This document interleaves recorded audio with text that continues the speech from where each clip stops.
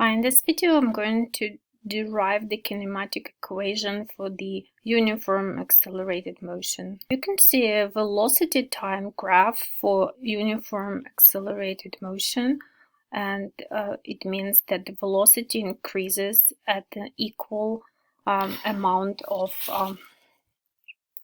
increase at the moment of time, so it means it has constant acceleration.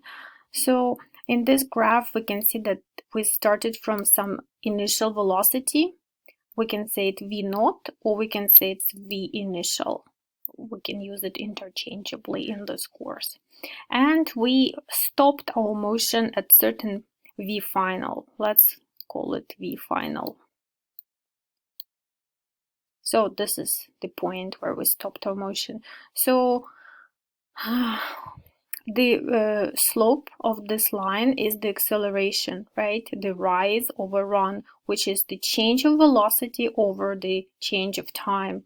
So we can remember that our acceleration is the change delta v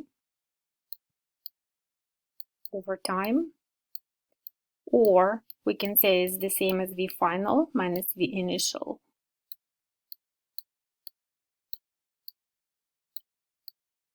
Over time. So from this equation we can rearrange it, and we can derive the first equation for the velocity with accelerated motion, which is v final equals v initial plus at. We can also compare it to the known equation of the straight line, where we can have t as a variable and a is a slope and v initial is the constant b, right? So if v initial is 0, we'll just have a line begins at the origin. So to get to the equation of position for the constant acceleration motion, I will begin with the writing equation for the average velocity. By definition, average velocity is the total displacement over time.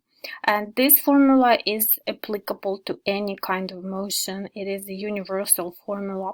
However, for constant acceleration motion only, we can also say that average velocity will be just the arithmetic average of the initial and final velocity, just because we have this sloped straight line, and the middle of that sloped straight line is the average velocity. So we can apply this reasoning. So when you just do more algebraic manipulations, you can solve for delta x, which is x final minus x initial, using this equation, and substitute v final with the green equation. You can get the final equation for the displacement, which is the initial times t plus 1/2 acceleration times t squared.